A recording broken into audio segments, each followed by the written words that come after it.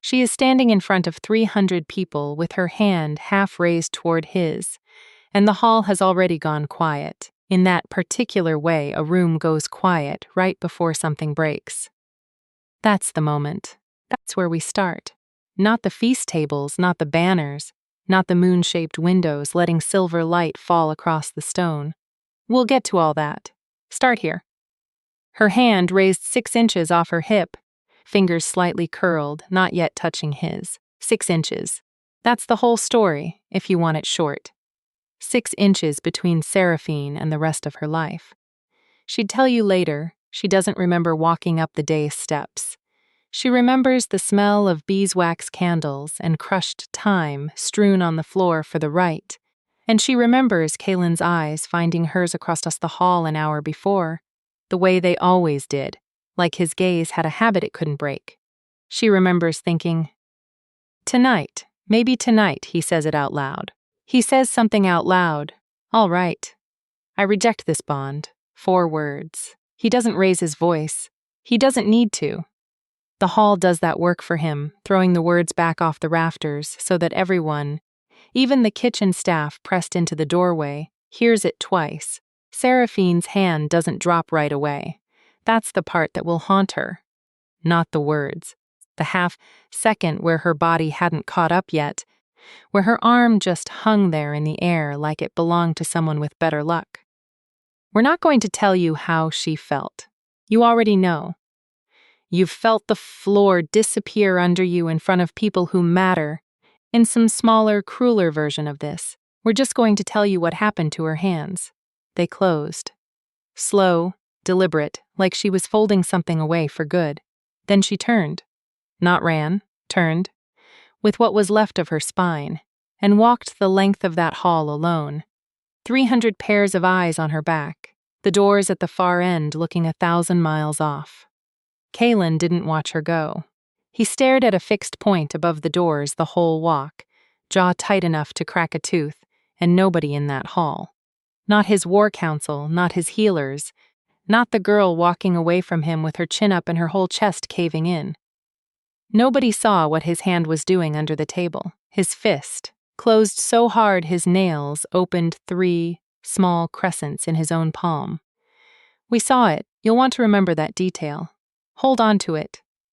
It's going to matter more than anything else in this story. Here's what you should know about Seraphine, before the hall, before any of it. She has a scar through her left eyebrow, thin and pale, shaped like a fish hook. She got it at 9 years old falling out of a hayloft, trying to save a barn cat that, as it turned out, did not want saving. She has been the territory's only trained healer for 6 years, since old Mother Yarrow's hands got too unsteady for stitching, and she has set more broken bones than she has fingers to count them on. She doesn't flinch at blood, she flinches at being looked at. That's the detail that matters. Seraphine has spent her whole life making herself small and useful in equal measure. Bent over wounds, hands steady, eyes down, because a girl who is useful doesn't have to also be wanted. Wanting is dangerous. Wanting gets witnessed. And Kalen watched her work, once, stitching a gash in a young wolf soldier's side without a single wasted movement, calm as still water while the boy screamed, and something in his chest had gone very quiet and very loud at the same time. He never told her that. He is the kind of alpha king who built a reputation out of being unreadable. 6 years on the throne since his father's death, the territory's borders the most contested for 50 miles, 3 rival packs testing his edges every season. People call him untouchable. His own war council calls him, behind closed doors, useful, which is a different thing entirely, and we'll come back to why that distinction is going to break this whole story open. He has pale gray eyes that go nearly silver in moonlight, wolf eyes, even in his skin, and a habit, when he's holding something back, of pressing his thumb hard against the base of his other palm. Nobody else in the territory does that. It isn't a tell anyone's cracked yet, not even Seraphine, especially not Seraphine. For 2 years they orbited each other at the edges of rooms. He'd find reasons to be near the healer's cottage. She'd find reasons not to look up when he did. The scent bond between fated mates is supposed to be unmistakable. A pull, a recognition, something the body knows before the mind agrees to it. And both of them had felt it. The very first time he walked into her cottage, with a gashed forearm, he didn't actually need stitched. Neither said a word about it. For 2 years. So when the bonding rite was called, when the War Council finally pushed him toward formal pack business, toward picking a mate, toward securing the bloodline before the next border skirmish, everyone assumed. The pack assumed. The kitchen staff assumed. Seraphine, God help her, assumed. She was wrong. Or she was right, and something else got in the way. We'll let you sit with that uncertainty a while longer. It's earned. She doesn't go back to the healer's cottage that night. She can't. Every herb jar on every shelf would still smell like the life she'd built waiting for a man who just told 300 people, in 4 words, that she wasn't worth claiming. Instead, she walks. Out past the training yards, out past the last watchfire, the cold air doing what cold air does. Scouring her clean of the parts of her that wanted to scream in that hall and didn't. Her boots crunch frost. Somewhere an owl calls twice and goes silent. She doesn't cry until she's a mile past the border stones. Then she does, hard, the kind of crying that uses your whole body, knees in the dirt, hands fisted in frozen grass, and there's no one to see it, which is the only mercy the night offers her. When she's done, and it does end, eventually, these things always end whether you want them to or not. She stands up, wipes her face with the heel of her hand, and starts walking toward the border crossing, because staying means seeing him again, means healing his soldiers with hands that remember exactly how it felt to almost touch him, and she will not do that to herself. She doesn't look back at the towers. Not once. We watched her not look back, and there's something almost unbearable in how hard she works at it. The set of her shoulders, the way she counts her own footsteps under her breath just to have something to do with her mind, besides the hall, the hand, the 4 words. By dawn, she's 3 villages south, in territory that isn't his, isn't anyone's she recognizes, and she pays a farm wife 2 silver coins for a room above a grain store that smells like dust and mice, and, faintly, of bread baking somewhere below. She sleeps for 14 hours. She doesn't know yet what's already changing inside her. Neither do you, not for certain. But you suspect. You've read the title. You're waiting for her to catch up to what you already know is coming. That's exactly to the kind of ache this story runs on.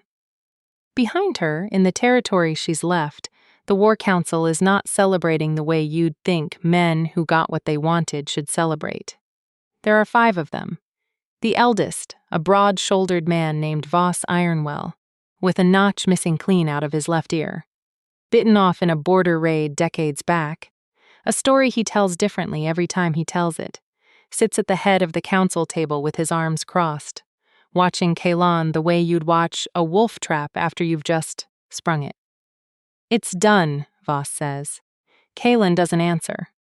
He's standing at the window with his back to the room, both hands braced on the stone sill, knuckles pale. You did the right thing, says another councilman, Pel Adric, narrow-faced, with a long white scar that runs from his collarbone up into his hairline, earned in a skirmish nobody in the room likes to discuss. The healer was never going to hold this territory together. We need alliance bonds, strength bonds. Not don't, Kaelan says. Just that. Quiet. The kind of quiet that makes grown men reconsider their next sentence. Nobody finishes the thought. We're not going to explain to you what's happening in this room yet. You'll want to. You'll want us to tell you right now why a king who clearly wanted that woman just humiliated her in front of his entire pack. But slow burn means slow burn, and some doors don't open until the story's ready to walk you through them. Hold the question. We promise it pays off. What we will tell you is this. When the room finally empties, when it's just Kaelan, alone with the cold stone and the window, and the last of the candle smoke, he presses his forehead against the glass, and stays there long enough that the frost forms a perfect circle of fog and clears. Fogs and clears 3 full times. Then he goes to his chambers, opens a drawer that doesn't get opened often, and takes out a small folded scrap of cloth, pale blue, frayed at one edge, that Seraphine left behind in his study 8 months ago, after binding a cut on his hand, and that he never gave back. He holds it. Doesn't say anything. There's no one in the room to hear him if he did. 3 weeks south, in a border town called Hallowmere, that doesn't appear on any PAC's official maps, Seraphine has found work. Not healing work, not at first. She's too far from anyone who'd trust an unfamiliar woman with a scalpel.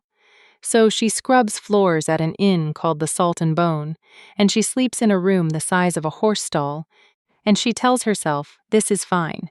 This is survivable. This is what she chose, which is better somehow than what was chosen for her. It's the 3rd week that her body starts arguing with that story. She notices the nausea first, mornings, sharp and sudden, gone by midday, easy enough to blame on bad bread or the well water. She notices, second, that her small clothes don't fit the way they did a month ago, that there's a tenderness in her chest she keeps catching herself pressing a palm to without meaning to. She notices, third, and this is the one that stops her cold, standing in the inn's narrow kitchen with a wet rag in her hand, and the whole room gone very far away, that she cannot, count it as many ways as she tries, remember her last monthly bleeding. She sets the rag down, walks to her room, sits on the edge of the narrow bed, with her hands flat on her own stomach, and breathes. Healers know their own bodies the way smiths know fire. She doesn't need anyone to confirm it. She already knows. She's carrying his child. The thought arrives in her like cold water, down the back of a collar, total, immediate, impossible to undo. And underneath the fear, something else, something she's almost ashamed of, a flicker of fierce, helpless tenderness gone, before she lets herself feel the whole shape of it. Because here is the second thing she understands, sitting on that bed, faster than she'd like. If anyone learns whose child this is, if word reaches the territory she fled, if it reaches him, she stops being a person. She becomes a bargaining chip, an heir-bearer. A pawn the War Council would either claim or quietly remove. And she has spent 3 weeks learning exactly how little mercy that council extends to inconvenient women. She thinks of Voss Ironwell's missing ear. She thinks of the silence in that hall after 4 words. She thinks, they would use this child like a key in a lock, and they would not ask me first. So she does the only thing a woman with no army and no name and no one to call for her can do. She decides, alone, in a stall-sized room above an inn 3 villages from anyone who knows her face, that no one will ever know. Not the council, not the pack, not Kaelin. She presses both hands over her stomach, and for the first time since the hall, since the 4 words, since the long cold walk past the border stones, she lets herself say something out loud to no one. It's just us then, she says. I'll keep you safe. I promise you that much. It's not a happy ending to a chapter. It's a girl alone making a vow to someone who can't yet hear her. But it's the moment everything turns, the moment she stops being someone who got left, and starts being someone who chooses, every single day after this, to vanish on purpose rather than be found on someone else's terms. She leaves Hallowmere 4 days later. Doesn't tell the innkeeper where she's going. Doesn't know herself yet, beyond, further. 11 weeks pass in the kind of silence that only looks like peace from the outside. In the territory Seraphine fled, Kaelin rules with the same steady hand he always has. Settles border disputes. Trains with his soldiers until his knuckles split. Sits at the head of the long table during council meetings with his face arranged into something unreadable. Nobody asks him about the healer. Nobody dares. But the pack notices things. A scent-bonded wolf who rejects his mate is supposed to feel lighter, freer. The old stories say the ache fades within a season. Kaelin doesn't get lighter. He gets quieter.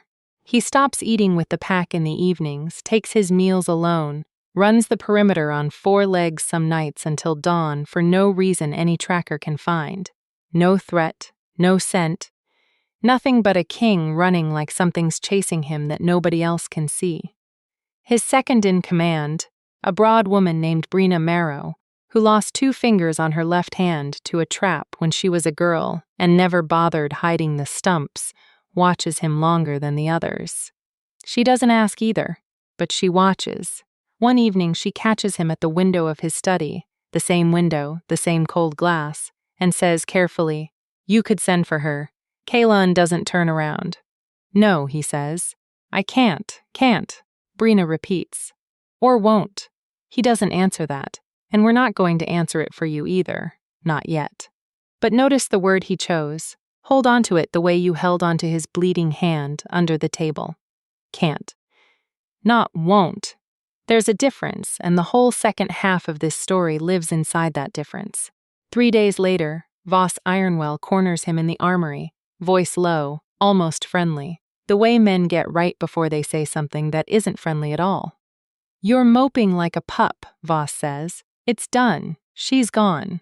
The pack's stronger for it." "Is it?" Kaelin says. Flat. "You did what needed doing." Voss claps a hand on his shoulder, too hard to be only comradely. "Don't go soft on me now, Your Majesty. We had an arrangement." Kaelin goes very still. It's one line. One small, careless slip of a line. "We had an arrangement." Tossed off so casually that Voss doesn't even seem to register he's said it. But Kaelin's pale gray eyes flick to him. Just once, sharp as a blade drawn an inch from its sheath, and for a single second something passes over his face that isn't grief at all. It's calculation. We're not going to explain that look yet either, but we are going to tell you, plainly, the way a friend tells you to watch the road before you cross it. Everything you think you understood about that hall, about the 4 words, about a king who rejected the woman he loved in front of his whole pack, for no reason anyone's given you yet. All of it is about to come apart. Hold tight. It gets worse before it gets better. It always does. Seraphine, 6 months gone now, and showing it under her loosest dresses, has settled in a village called Thornwick Hollow, far enough from any pack border that she stopped flinching at the sound of horses on the road around month 4.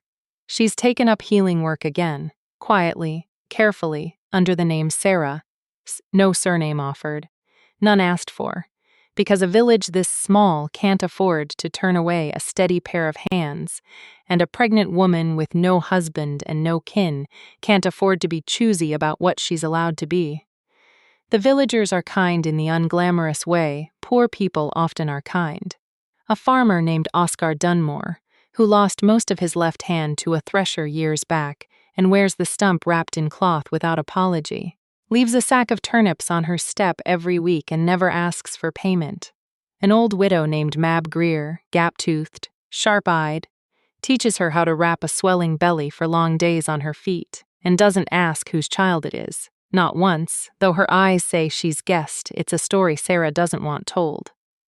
It's Mab who notices, one evening over tea, gone lukewarm, that Sarah's hand keeps drifting to her stomach the same way. Fingers spread, thumb pressed in just below the navel, every single time she's startled by a loud noise from the road. "You're listening for hoofbeats," Mab says. Not a question. Sarah's hand stills. "Everyone listens for hoofbeats. Not like that." Mab's voice isn't unkind. "Like you're waiting to run." Sarah doesn't answer. She doesn't have to. The silence does the work 4 words once did, just gentler this time. Just between 2 women and a cooling cup of tea. What Sarah doesn't say, what she's carried alone for 6 months now, turning it over at night like a stone worn smooth from handling, is that she still doesn't understand why. Why a man who looked at her the way Kaelin looked at her, who came to her cottage with wounds, he didn't need tending just to sit across from her while she worked, who once, just once, let his hand rest half a breath too long against hers passing a bandage roll. Why that man stood in front of his whole pack and said 4 words that ended it. She has theories. She's built and dismantled a dozen of them in the dark. Maybe he never felt what she felt. Maybe the scent bond only pulls one direction sometimes, and she'd mistaken his stillness around her for something it never was. Maybe, and this is the theory she hates most, the one that costs her the most to believe, maybe he simply decided, in the end, that a healer with dirt under her nails wasn't worth the political cost of choosing her over an alliance match. She doesn't know the truth. You don't either, not in full. But you're closer to it than she is, and that gap. What she doesn't know, what's about to come crashing into both their lives, is the whole reason you haven't looked away from this story yet. She finishes the tea, says goodnight to Mab, walks home along the dark lane with one hand resting, without meaning to, just below her navel, and somewhere behind her, 200 miles north, a king is about to learn something that will undo every careful thing he's built around his own silence. It happens in the armory. Of course it happens in the armory, the most male, most fortified room in the whole stronghold, the one place Voss Ironwell has always felt safest saying things he shouldn't. Kaelin's been turning that one phrase over for weeks. We had an arrangement, turning it the way you turn a blade looking for the nick in the edge. He said nothing. He's watched. He's noticed, with the patient, terrible attention of a man who has spent his whole life reading a room for threats, that Voss Ironwell flinches. Just slightly. Just for a half second. Every time Seraphine's name comes up at all, even in passing, even from someone else's mouth. Tonight he corners him. Not with shouting. Kaelin doesn't shout. He closes the armory door, drops the bar across it himself, and stands between Voss and the only way out. Tell me what arrangement, Kaelin says. Voss laughs too quick. I don't know what you're. Tell me. Kaelin's voice doesn't rise, it drops instead low and even, which is so much worse. Or I find out another way, and you won't like how I find out. There's a long pause. Long enough that you can hear, if you're listening closely the way we are, the small sounds of an old man's fear. Breath gone shallow, a swallow, twice, and then it comes out. Not all at once. In pieces, the way confessions do when a man's been holding them so long they've fused to his ribs. 6 months ago, before the bonding rite, the council found something. A trade route, 3 border pack territories deep, running contraband through a healer's supply chain, and they traced it, however clumsily, however wrongly, back close enough to Seraphine's cottage that it gave Voss and Pel Adric exactly the leverage they wanted. Not proof. Never proof. Just enough threat to make a king choose. Claim her, they told him, 3 days before the rite, in this same armory. And we ensure the territory hears she's no healer at all, but a smuggler's accomplice. We ensure the accusation sticks long enough to see her exiled, or worse, before anyone can clear her name. Reject her publicly, cleanly, completely, no room for doubt, and the matter disappears. No accusation, no trial, no one touches her. You were never going to let her live easy if you claimed her. Voss says now, and there's no apology in it, only the flat exhaustion of a man finally setting down a weight. We made sure of that before you ever stood up at that rite. You didn't reject her to save the bloodline, Your Majesty. You rejected her to save her life. The room goes very quiet. Here's your assumption, the one you've been carrying since the cold open. Since her hand hung in the air for that terrible half-second. The assumption that Kaelin didn't want her, or didn't want her enough.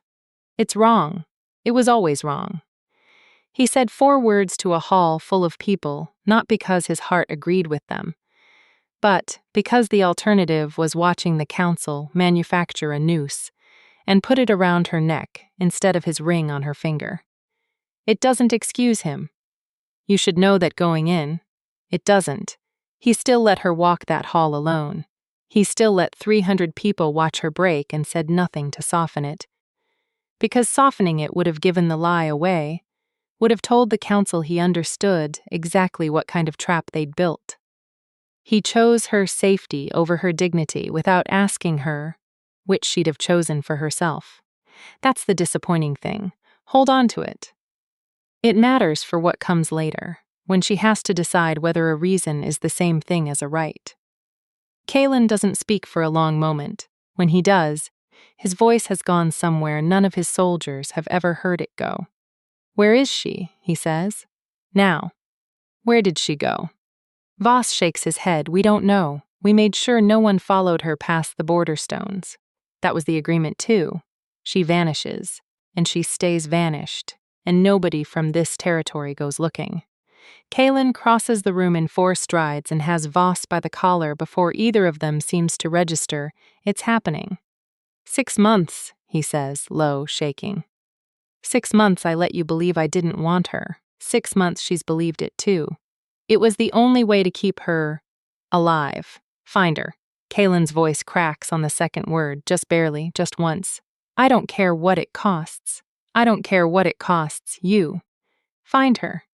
He lets go of Voss's collar like the man's gone suddenly toxic to touch, and walks out of the armory into the cold night air and stands there with both hands braced on his knees, breathing like he's just run the length of the territory on 4 legs. Somewhere 200 miles south, Seraphine is asleep with one hand resting on a belly that's grown a full handspan since the last new moon, and she has no idea, not the faintest thread of an idea, that the silence she's been grieving for 6 months was never the silence of a man who didn't want her. It was the silence of a man protecting her from people who would have used her like a key in a lock. The search takes 7 weeks. 7 weeks of trackers fanning out through border villages with descriptions that are deliberately vague. A healer, brown hair, a scar through one eyebrow. Because Kalen won't risk word reaching the wrong ears that the Alpha King is hunting for the woman he publicly discarded. That would raise exactly the kind of questions the council spent 6 months trying to bury. He goes out himself eventually. Can't not. Trades his crown's protocols for plain leathers and a borrowed horse, and rides the southern roads like a man who's already decided the throne can wait. Brina Marrow rides with him the last stretch because somebody has to, and because she's the only one in the pack who never once believed the rejection was real. You should have told me, she says, somewhere around the 4th day, both of them slowing their horses through a stretch of pine. I should have told her, Kalen says. Nothing else matters next to that. It's Mab Greer, in the end, sharp-eyed, gap-toothed Mab, 3 villages and 2 false trails later, who gives them the thread that finally pulls true. A stranger in plain leathers asking after a healer named Sarah, brown hair, scar through one eyebrow, and Mab studies him a long moment with the particular suspicion of a woman who spent a lifetime protecting other women from men who came looking before something in his face, the way it goes raw and unguarded just asking the question. Convinces her this one's different. Thornwick Hollow, she says, half a day east.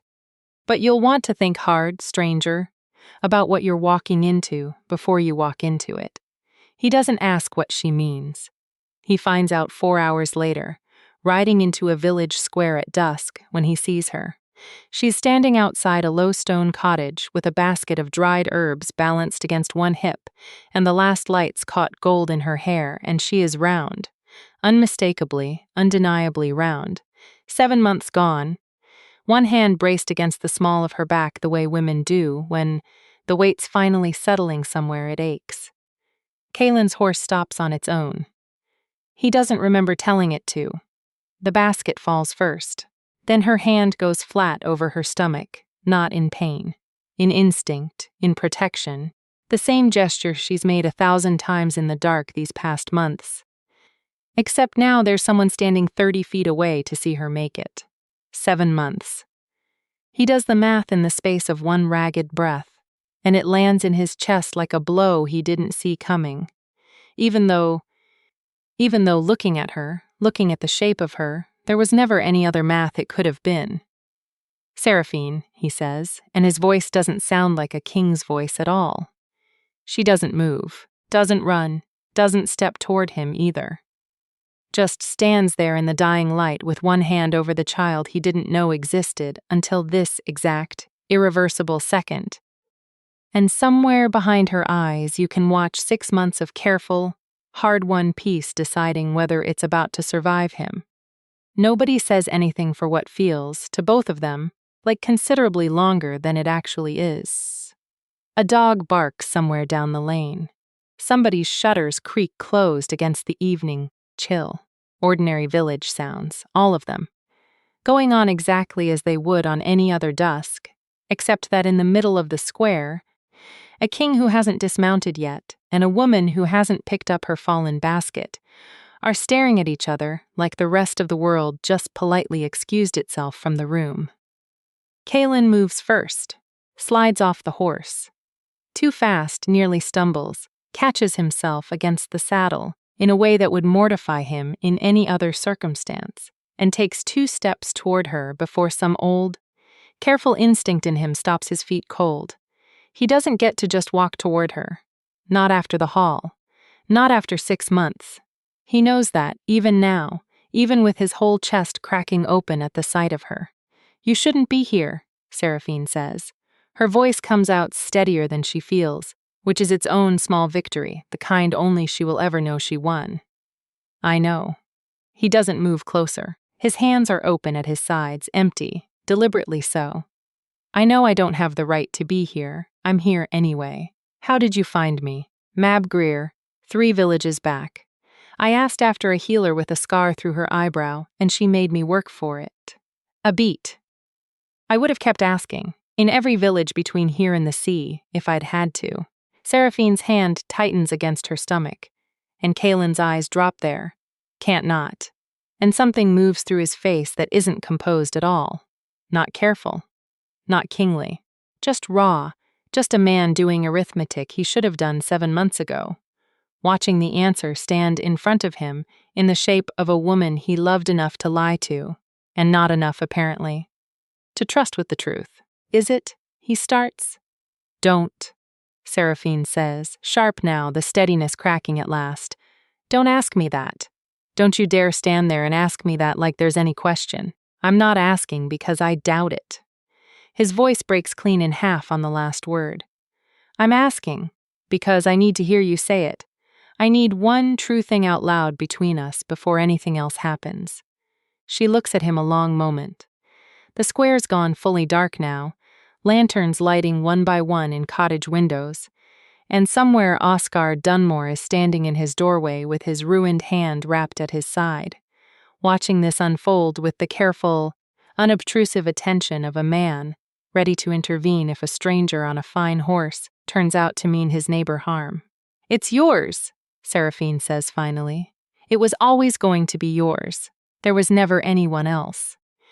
Kaelin makes a sound that isn't quite a word, drops to one knee in the dirt of the square, not a courtly gesture, nothing performed, just his legs giving out under the weight of it, and presses both hands over his own face for 3 full seconds before he can make himself look up at her again. "I need to tell you something," he says, from the ground, voice raw. "And then you can send me away. You can have Dunmore there run me out of this village with a pitchfork if you want it, and I'll go, and I won't come back unless you ask me to. But I need you to hear this first." Seraphine doesn't answer, doesn't tell him to stop. That, too, is its own kind of answer, and they both know it. He tells her. All of it. Voss, Pel Adric, the manufactured trade route accusation. The threat that would have seen her exiled, or worse, if he'd claimed her in that hall. The 4 words he chose not because his heart agreed with them, but because it was the only weapon he had to put down before the council could swing it at her.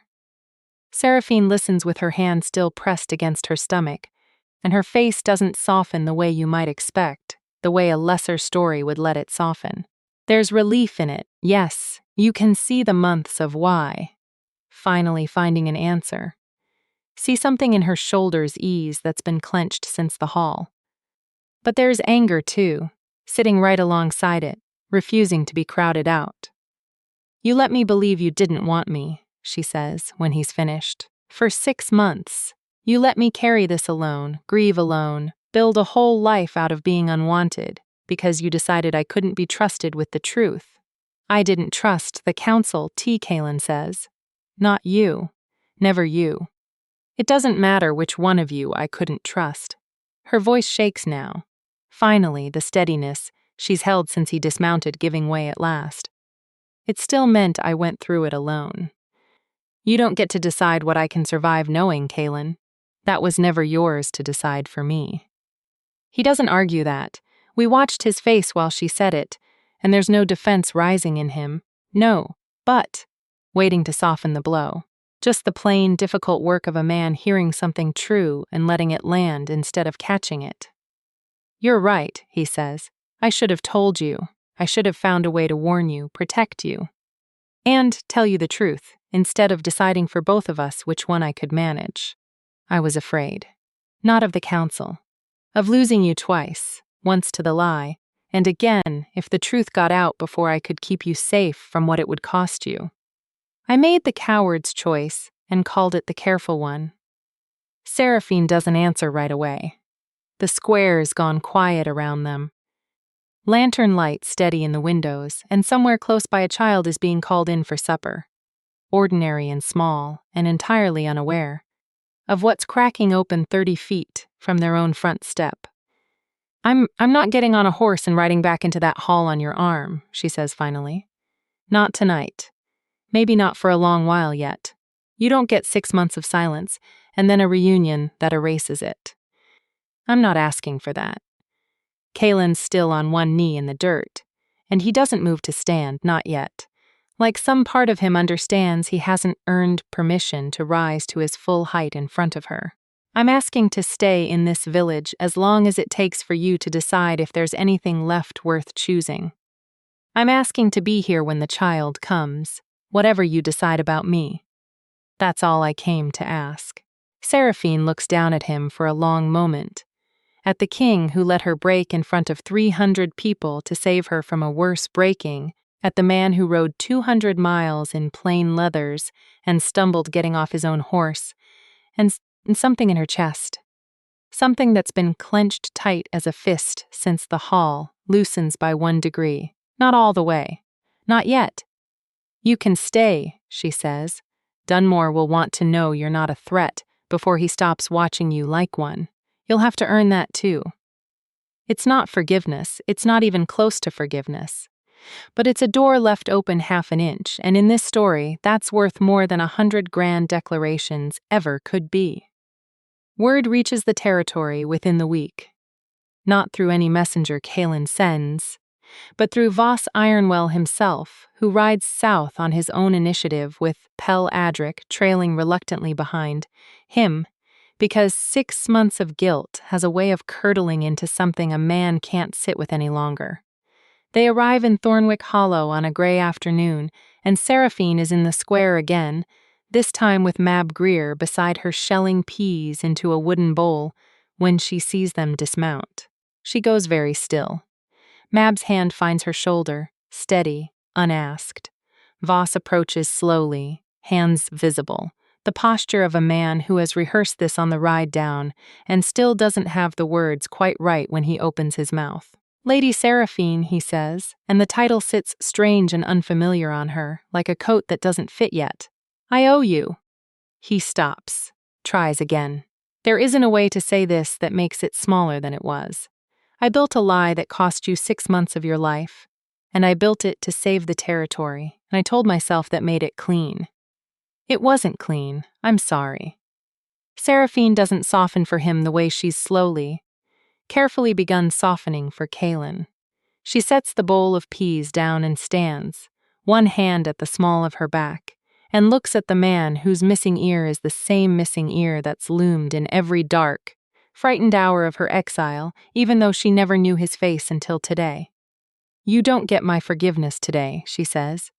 Maybe not ever, but you can start by telling me, truly, not the version that saves your own conscience, whether you do it again. Voss is quiet a long moment. Pell Adric, beside him, has gone pale and silent, the long scar from collarbone to hairline standing stark against skin that's lost its color. No, Voss says finally, and there's nothing performed in it. I'd find another way. I should have found another way the first time. It's not absolution. Seraphine doesn't offer it, and we're not going to pretend she should. But it's the council losing, plainly, visibly. in the one currency that matters in this story. Not punishment, not banishment, but the slow, humiliating work of standing in a stranger's village and admitting, out loud, that the throne's safety was never worth what it cost. A woman who never asked to be anyone's leverage. That's the payoff the title promised you. Watch it land.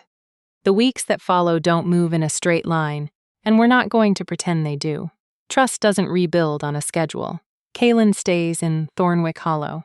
He works, actually works, hands in actual dirt, helping Oscar Dunmore mend a fence with his offhand, because Oscar's ruined one can't manage the heavier posts alone, and the village watches a king learn to be useful instead of powerful, which is its own kind of courtship. Nobody warned him he'd need. There are good days. There's an afternoon, 6 weeks in, when Seraphine lets him walk beside her to the well, and their hands brush once, accidentally, reaching for the same bucket handle, and neither of them pulls away as fast as either of them expects to. There's an evening when she laughs, really laughs, unguarded, at something he says about Brina Marrow's terrible aim with a throwing axe, and catches herself mid-law like she's startled by the sound of her own joy, and he watches her catch herself, with an expression that costs him visibly not to reach for her. There are bad days, too. A night when the child kicks hard enough to wake her, and she's frightened, alone in the dark, and doesn't call for him even though his room is one door down, because some old wound in her still doesn't trust that calling for him won't cost her something. A morning when he asks, carefully, whether she's decided anything yet about the future, about the territory, about him, and she says flatly, "I'm not deciding anything until this child is safely in my arms. Everything else can wait." And he accepts that the way a man accepts a closed door he built himself. He doesn't push. That's the thing worth noticing here. The old Kalen, the one who decided things for her out of fear, would have pushed, would have framed his patience as a gift she owed gratitude for. This Kalen just keeps showing up, keeps mending fences with his offhand, keeps not asking for more than she's offered. It's not a grand gesture that finally moves something between them. It's small. It's 3 a.m, 8 months and 3 weeks along, when Seraphine wakes with a pain low and tight across her belly that doesn't ease the way the false ones have, and she's frightened in a way she hasn't let herself be frightened in months, and this time, she calls his name into the dark, and he's through her door before the second syllable finishes leaving her mouth. "I'm here," he says, dropping to his knees beside the bed, taking her hand without asking permission, and she lets him. "I'm here. Tell me what you need." "Mab," she gasps. "Get Mab." He's gone and back in under 3 minutes. Mab Greer pulling a shawl over her nightdress as she comes, and the next several hours pass the way these hours always pass. Too fast and impossibly slow at once. Pain and breath and Mab's steady gap-toothed voice counting through each wave. Kalen's hand in Seraphine's so tightly, her knuckles go white and neither of them lets go. She doesn't tell him to leave. That's the part that matters. In the worst, rawest hour of her life, she doesn't send him out of the room, and somewhere in the white-hot middle of it, gripping his hand hard enough to bruise, she hears herself say, "Don't you dare let go," and he doesn't. The child comes just before dawn, small and furious and loud, a girl, and when Mab sets her against Seraphine's chest, the whole room goes quiet in a completely different way than that hall went quiet 8 months and a lifetime ago. Kalen looks at his daughter for a long moment. Then he looks at Seraphine, sweat damp, exhausted, more alive than he's seen her since before the rite, and something breaks open in his face that he doesn't try to hide from anyone in the room. "What's her name?" he asks, voice wrecked. Seraphine looks down at the small, furious face pressed against her, and then up at him, and for the first time since the hall, she lets him see the whole of what she's feeling, no careful distance left in it at all. "I don't know yet," she says. "We'll decide together if you're staying." "I'm staying," Kalen says. "However long it takes, however much you'll let me." It takes another 2 months before Seraphine says the word yes to anything that looks like a future with him in it. And we're not going to rush you through those 2 months, because she didn't rush through them either. What changes, in the end, isn't one grand reconciliation. It's an accumulation. Small proofs, stacked one on top of the other, that the man kneeling in the dirt of Thornwick Hollow Square is not the same man who let 4 words do the work of an apology he hadn't yet learned how to give. He goes back to the territory, once, alone, 3 weeks after the birth, and Seraphine watches him ride, out with her daughter asleep, against her chest and her heart in her throat, for entirely different reasons than the last time she watched him ride toward something that might cost her everything. He's gone 6 days. When he comes back with Brina Marrow, and with a formal writ bearing the territory's seal, and he lays it on the table in front of Seraphine without ceremony. Voss Ironwell's been removed from council, he says. Pell Adric resigned before I could remove him myself. I've restructured the War Council so no 5 men can ever again hold this much power over a single decision, over a single person, without the whole pack having a voice in it. He pauses. It doesn't undo what happened. I know that. But I wasn't going to come back here and ask you to trust a throne that hadn't changed. Seraphine studies the writ a long moment, doesn't reach for him yet. And if I say no, she says, if I never come back, what happens to the throne then? Then it stays changed anyway, Kaelin says without hesitation, like he's already turned this question over 100 times on the ride home. Because it was never supposed to be built on threats and silence to begin with. I should have understood that before any of this happened, not after. The throne doesn't get to choose who I love, Seraphine. I let it choose once. I won't let it choose again, whether you forgive me or not. That's the line that does it. Not because it's grand. We promised you no neat bow on this, and we meant it, but because it's the first time he's separated the two things clearly. His love for her and his fitness to rule. The first time he's told her in as many words that she was never required to save him from a throne he should have been brave enough to defy on his own. Seraphine sets the writ down, looks at him for a long moment, their daughter stirring against her shoulder, small fist working loose of the blanket. I'm not coming back as your secret, she says, not as something the council gets to decide whether to tolerate.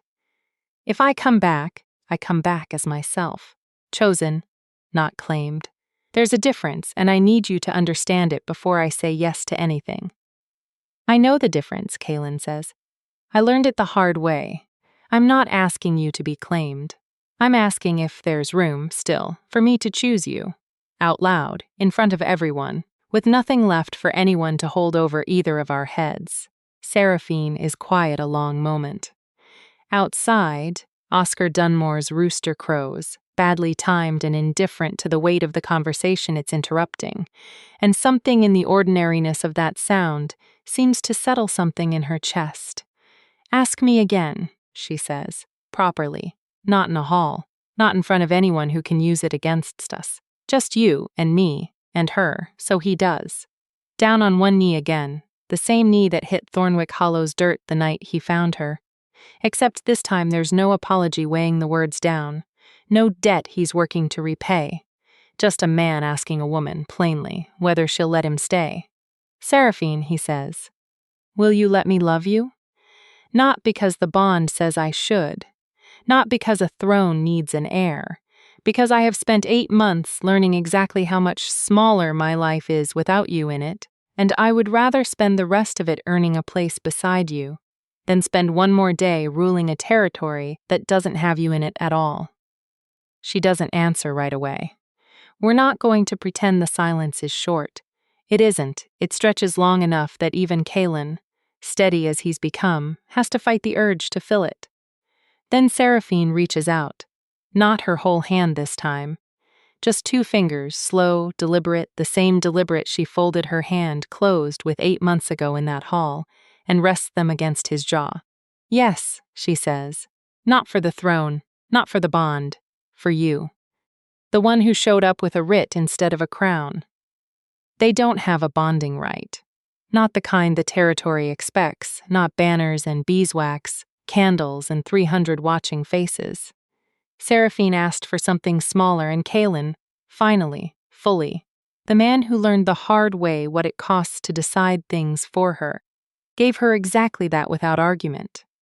It happens in Thornwick Hollow, in the square where he first found her round with a secret only her body had known yet. Mab Greer stands witness.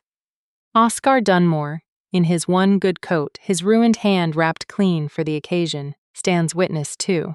Brina Marrow rides down from the territory, with 2 fingers missing, and a grin she doesn't usually wear, and even Voss Ironwell comes, uninvited but not turned away. Standing at the very back of the small, gathered crowd, with his notched ear, and his quiet, unglamorous penance, watching a thing he once nearly destroyed get built again from the ground up. There's no scent bond ceremony, no formal claiming, just Seraphine and Kaelin standing in the same square, their daughter. They've named her Wren, small and fierce and loud the way her mother was the night she was born. Held against Seraphine's hip, and the 2 of them say to each other, quietly, the things 300 people once heard said wrong. "I choose you," Kaelin says. "Today and every ordinary day after this one, when there's no right and no crown and no council watching. That's the only kind of choosing that ever should have mattered. I choose you too," Seraphine says. "Not because you found me, because of who you became looking. It isn't loud, it isn't grand, there's no hall, no banners, no 4 words said wrong in front of strangers, just a small village square and a fence Kaelin helped mend with his offhand, and a child between them who will grow up never knowing the version of this story where her father let 4 words be the last thing he ever said about loving her mother. We'll leave them there, in that square, in the kind of quiet that doesn't need 300 witnesses to be true. Because here's the thing this story was always asking you to sit with, longer than the ache, longer than the secret, longer than the reversal that broke everything you thought you understood. A throne is a poor judge of a heart. It will always ask you to choose the safe alliance, the manufactured lie, the 4 cold words instead of the truth that costs you something real. Kaelin learned that on his knees in the dirt of a village that isn't even on most maps. Seraphine learned it walking alone past border stones, with a secret only she knew she was keeping. And somewhere in a small stone cottage tonight, a girl named Wren is asleep against her mother's chest, completely unaware that she is the reason a kingdom rebuilt its own laws, completely unaware that her whole existence is the answer to a question her father didn't even know to ask until the night he saw her mother standing in a square, round and unguarded, and finally safe enough to be found. She was never his to claim. She was only ever his to choose. And he did. Not once, in a hall, with a crown on his head and a lie in his mouth, but every day after, in the small, unwitnessed ways that actually counted.